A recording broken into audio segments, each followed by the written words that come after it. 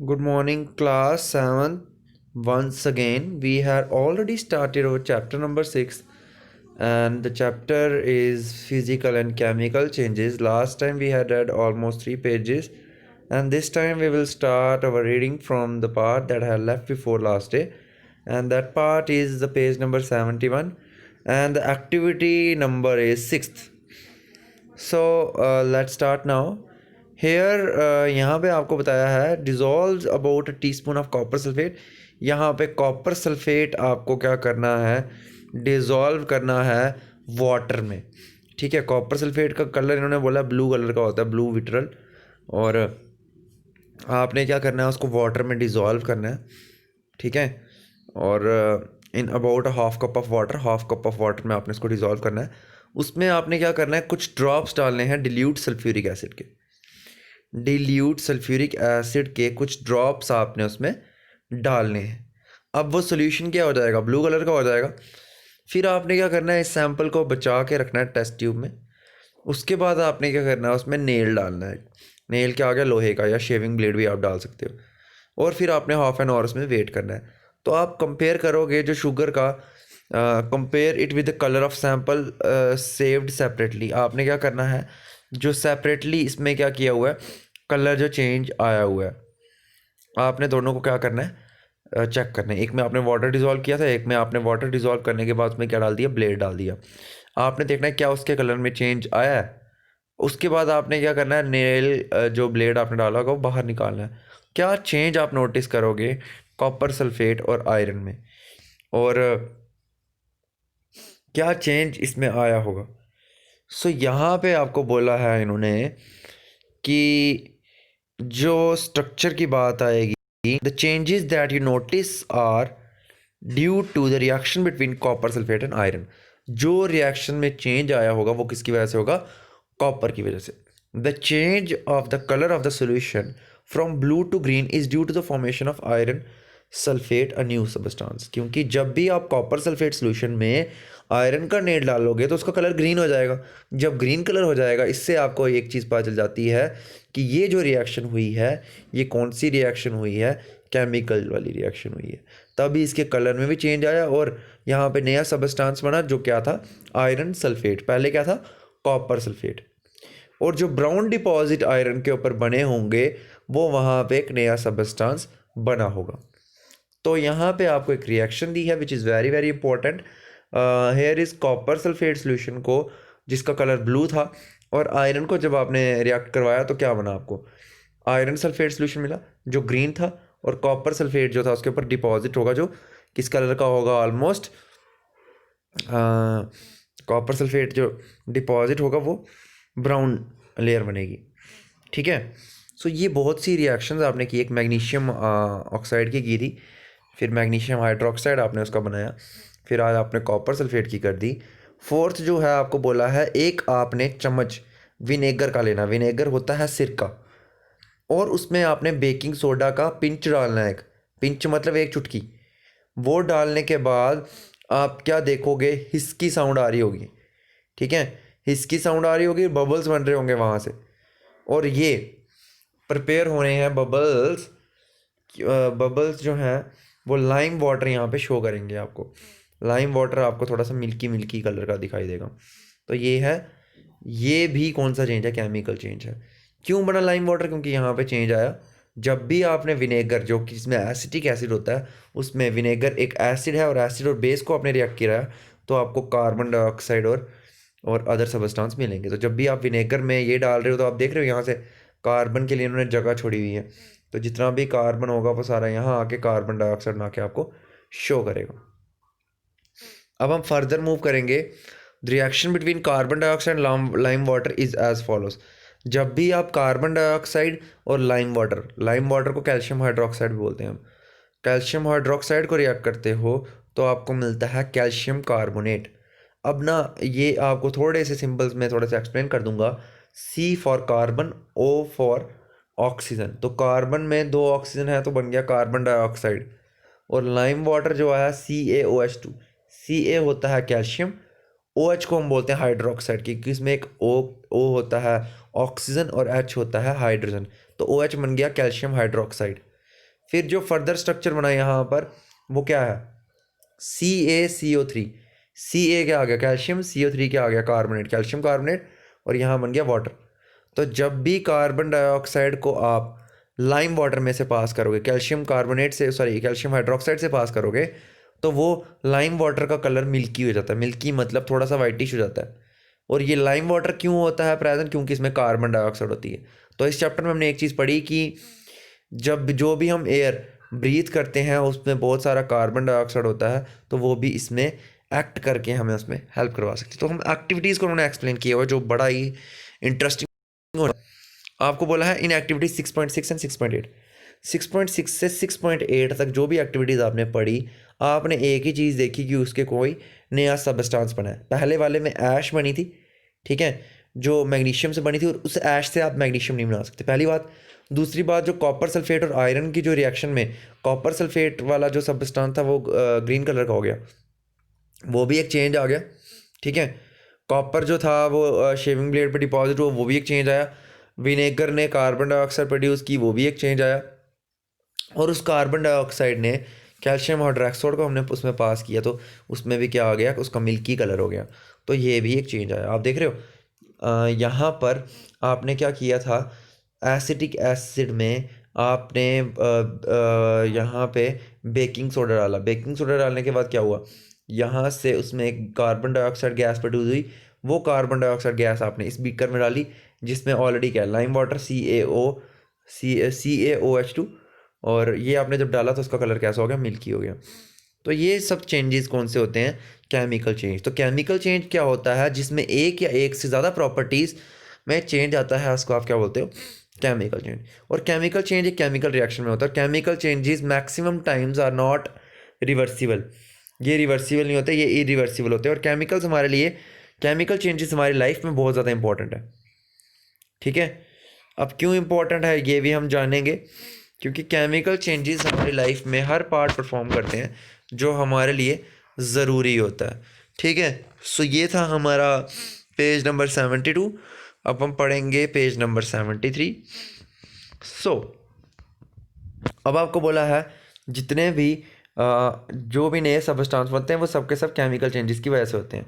जैसे जब भी आपने मेटल ओर में से एक्सट्रैक्ट करनी है, जैसे आयरन आपने ओर में से निकालना है, तो आपको अलग अलग चेंजेस करने पड़ते हैं ताकि आयरन में से गंदगी निकलती जाए।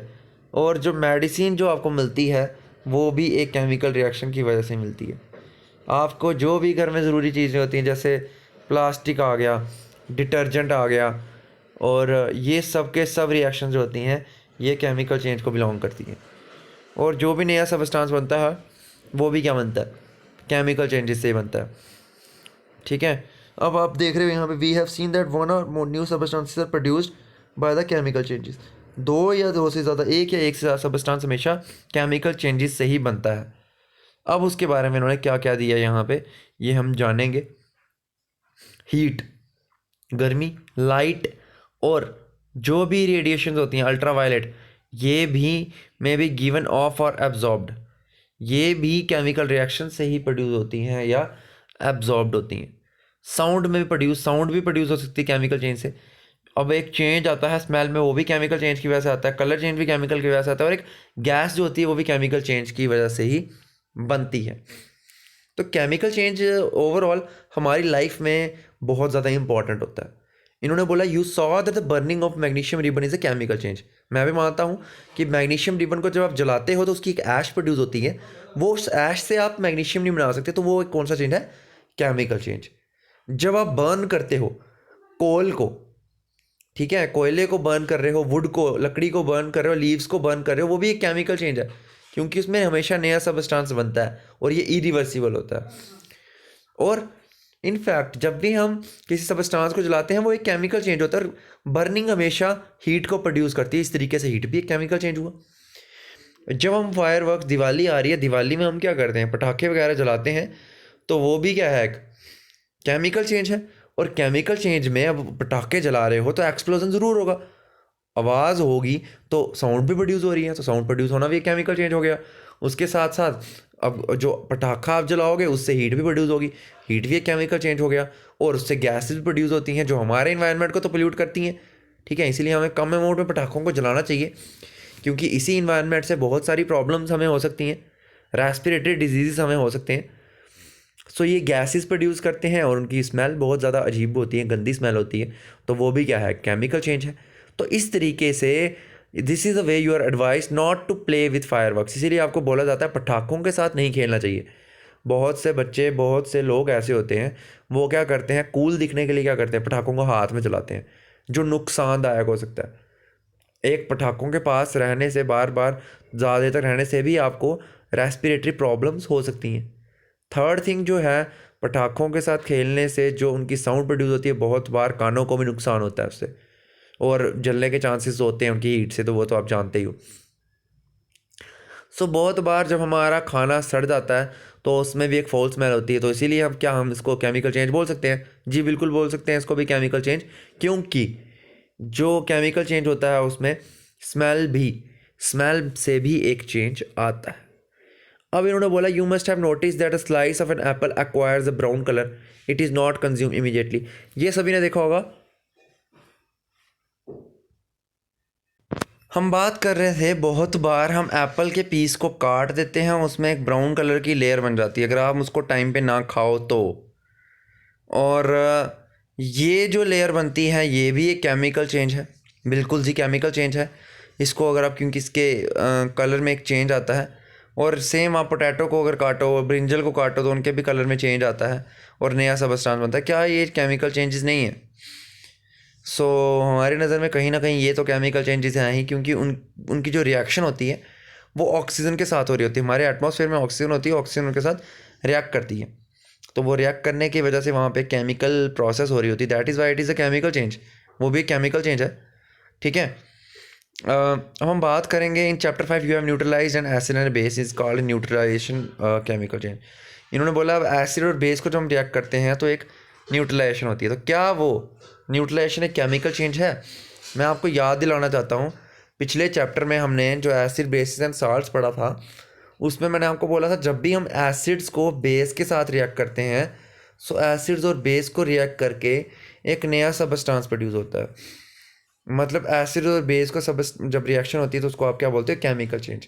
तो इन्होंने पूछा क्या केमिकल चेंज भी एक जो ये न्यूट्रलाइजेशन रिएक्शन है ये भी एक केमिकल चेंज है? सो इसके बारे में हम जानेंगे, लेकिन उससे पहले हम पढ़ेंगे रस्टिंग के बारे में। जो रस्टिंग है वो क्या होती है, और रस्टिंग के बारे में आपको बोला, let us get back to rusting. चलिए हम रस्टिंग के बारे में हम जानते हैं। यहाँ पे एक चेंज है जो हमारे आयरन आर्टिकल्स को अफेक्ट करता है, जिसको आप क्या बोलते हो, रस्टिंग। रस्टिंग एक ऐसा चेंज है जो हमारे आर्टिकल्स को ख़राब कर देता है, आयरन के आर्टिकल्स को, ठीक है, लोहे के आर्टिकल्स को क्या कर देता है, ख़राब कर देता है, धीरे धीरे उनको डिस्ट्रॉय कर देता है। बहुत बार आयरन के हम ब्रिजेस यूज़ करते हैं, शिप्स जो होती हैं उनमें आयरन लगा होता है, कार्स में आयरन लगा होता है, ट्रक की बॉडीज़ में आयरन लगा होता है, और ये भी रस्टिंग की वजह से ख़राब हो जाती हैं, और इतना ज़्यादा नुकसान होता है कि हम उसको भर नहीं पाते हैं। तो इन्होंने बोला है ये रस्टिंग की जो प्रोसेस है वो क्या चीज़ है, किस तरह से होती है, और इसकी रिएक्शन क्या होती है। तो रस्टिंग प्रोसेस एक वो प्रोसेस है जिसमें हमारा आयरन क्या करता है, बाहर के एटमॉस्फेयर के मॉइस्चर के साथ रिएक्ट करता है। बाहर के एटमॉस्फेयर के मॉइस्चर के साथ रिएक्ट करने की वजह से उसके ऊपर एक लेयर बन जाती है ब्राउन कलर की, उसको आप क्या बोलते हो, रस्टिंग। और ये रस्टिंग क्या करती है, हमारे आयरन को खोखला कर देती है, कमज़ोर कर देती है, उसकी स्ट्रेंथ ही कम कर देती है, ठीक है। स्ट्रेंथ कम हो जाती है तो उसकी रिएक्शंस में क्या चेंज आता है, और ये केमिकल चेंज क्यों है, इसके बारे में आज थोड़ा सा पढ़ेंगे, और इसके बारे में डिटेल डिस्क्रिप्शन हम अगले चैप्टर में पढ़ेंगे, अगले लेक्चर में पढ़ेंगे, सॉरी। सो आयरन जिसको हम बोलते हैं Fe, आपने सिंबल थोड़े थोड़े ना दिमाग में बिठाने हैं आप, क्योंकि बड़ी क्लासेस में आपको करने पड़ेंगे ये।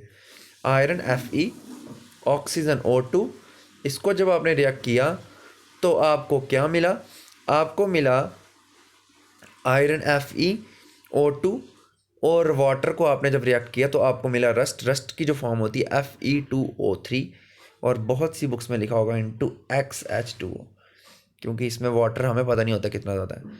तो रस्टिंग क्या होती है, रस्टिंग वो प्रोसेस होती है that takes place in the presence of oxygen and water, ठीक है। In fact it is the content of moisture as air is humid high, moisture in the air is high which means it is more humid, rusting becomes faster. इसका मतलब अगर आपकी हवा में ज़्यादा नमी होगी, बरसात का सीज़न होगा, तो उस टाइम पे जो लोहा होगा उसको जंग लगने के ज़्यादा चांसेस होते हैं। अब इन्होंने बोला है हम रस्टिंग को कैसे प्रिवेंट कर सकते हैं। सो ये हम पढ़ेंगे नेक्स्ट क्लास में और डिटेल वे में, और पिछला रिवाइज भी करेंगे। आई होप आपको टॉपिक अच्छे समझ आया होगा। We had left over with crystallization and the ways to prevent rusting, and your doubts are always welcome by me. So thanks and have a nice day class.